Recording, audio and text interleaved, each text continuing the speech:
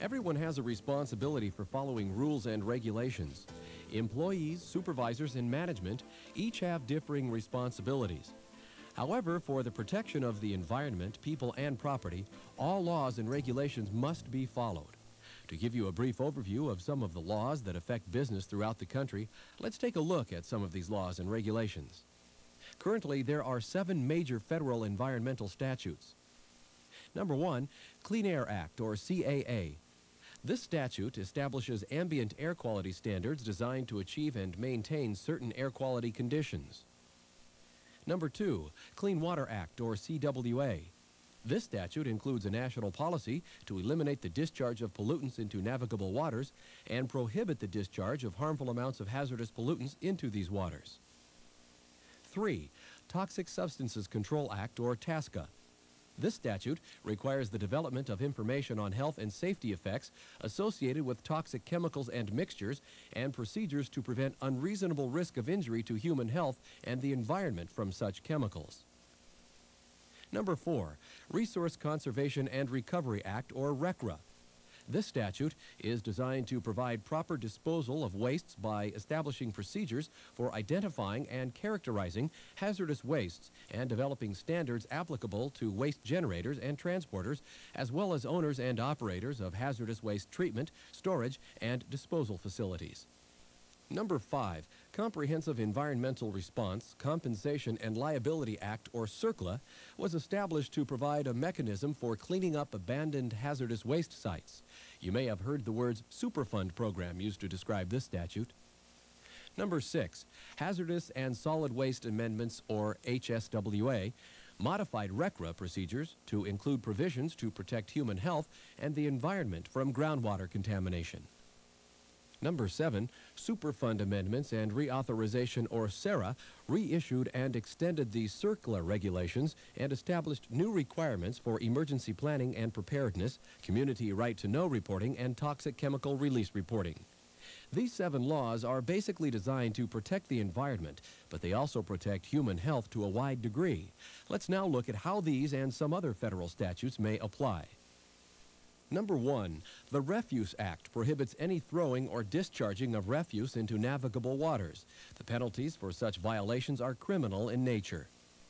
Number 2, the Federal Water Pollution Act and the Clean Water Act were enacted in response to the shortcomings of the Refuse Act. Both of these acts were designed to clean up the nation's waterways and define specific standards for discharges, and they are the basis for Coast Guard environmental response programs and do not exempt federal facilities. Number 3, the Clean Air Act is designed to protect public health and welfare from the harmful effects of air pollution. State governments must develop state implementation plans to enforce these standards. This law also restricts or prohibits new air pollution sources in certain pristine areas of the country. Number 4, CERCLA, commonly called Superfund, protects the environment and establishes a national contingency plan.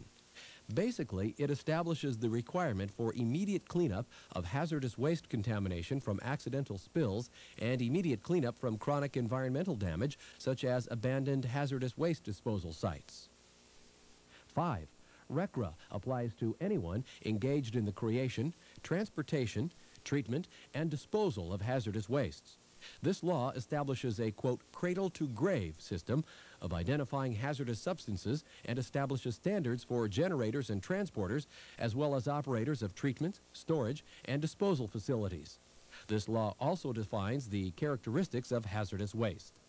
Number 6, the Toxic Substance Control Act provides control over toxic chemicals before they enter the stream of commerce. It requires an inventory of chemicals approved for import or manufacturing in the United States. Number 7, the Federal Insecticide, Fungicide, Rodenticide Act requires registration of pesticides before they are released and requires applicator training for persons using certain restricted pesticides. It also requires the Environmental Protection Agency to develop procedures and regulations for the storage and disposal of pesticide containers. Number 8, the Safe Drinking Water Act provides for safety of the nation's drinking water supplies. This is the federal law establishing water quality standards. So far, we've mentioned numerous laws and regulations, and this may appear to be overwhelming, but each law is designed to improve the environment and human health, a goal that benefits everyone. 9.